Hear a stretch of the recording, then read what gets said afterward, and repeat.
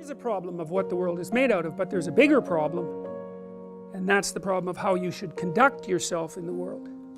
And that's really what you want to know. People want to know that more than anything, because you need to know. Well, it's because you can be broken, hurt, and destroyed. And so that seems pretty self-evident, and worse, you know it. And that makes people unique. Like, that's our self-consciousness, right?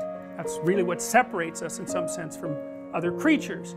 I mean, other creatures have some self-consciousness, like a chimp can learn to recognize itself in a mirror, and so can a dolphin, but you know, that's pretty bare bones self-consciousness, you know. Real self-consciousness is the knowledge of your borders, and not only in space, but in time. And as far as I can tell, human beings are the only creatures that have discovered the future. And that's really good because we can plan for the future, but it's really bad because, you know, the future's finite, and that's a big shock to the old system. There's some mode that you can conduct yourself in that makes you a good person. And part of being a good person is to alleviate suffering. And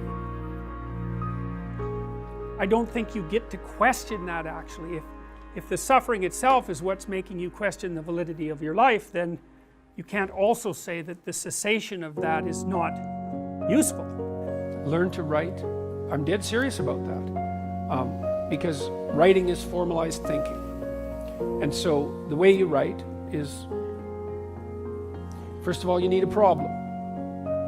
Because why write if you don't have a problem? Well, the next thing you need to do is, well, you need to have something to say about the problem. Well, so reading is really good for that. Read as much as you can, get your hands on that addresses the problem. You learn to think by writing. Now there's more to read, to speak, and all of that, but the best thing you can do is read and write every day, a couple of hours every day. Write about things you find important, and see if you can discover what you believe to be true. And that'll build you a foundation, and it's unbelievably practical. Like, if you look at people who are phenomenally successful across life, there's various reasons, but one of them is that they're unbelievably good at articulating what they're aiming at, and strategizing and negotiating and enticing people with a vision forward.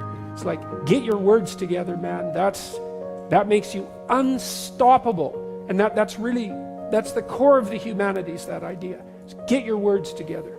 Make yourself an articulate creature, and then you're deadly in the best possible way. So, and take that seriously. The best thing you can do is teach people to write, because there's no difference between that and thinking. And one of the things that just blows me away about universities is that no one ever tells students why they should write something. It's like, well, you have to do this assignment.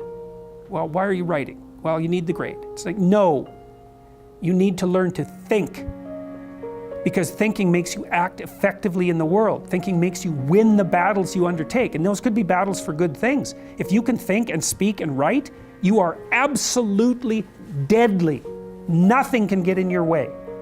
So that's why you learn to write. It's like, and I can't believe that people aren't just told that. It's like, it's the most powerful weapon you can possibly provide someone with. And I mean, I know lots of people who've been staggeringly successful, and watched them throughout my life. I mean, those people, you don't want to have an argument with them. They'll just slash you into pieces. And not in a malevolent way. It's like, if you're going to make your point and they're going to make their point, you better have your points organized, because otherwise you are going to look like and be an absolute idiot. You are not going to get anywhere. And if you can formulate your arguments coherently and make a presentation, if you can speak to people, if you can lay out a proposal, God, people give you money, they give you opportunities, you have influence. That's what you're at university for. Teach people to be articulate, because that's the most dangerous thing you can possibly be. So, and that's motivating if people know that. It's like, well, why are you learning to write? Because here's your sword, here's your M16, right? Here's your bulletproof vest. Like, you learn how to use them. But it's just, it's an endless mystery to me why that isn't made self-evident. So that's the sort of thing that can drive you mad trying to sort out. It's like there's a conspiracy to bring people into the education system to make them weaker. So I guess that keeps the competition down. Maybe that's one way of thinking about it. If your students are stupid, they're not going to challenge you. You need to know where you are and who you are right now, because how the hell are you going to plot a pathway to the future unless you know where you are? And then you need to write about the future, because you aren't going to hit something unless you aim at it. That's for sure. And lots of times people won't aim at what they want because they're afraid.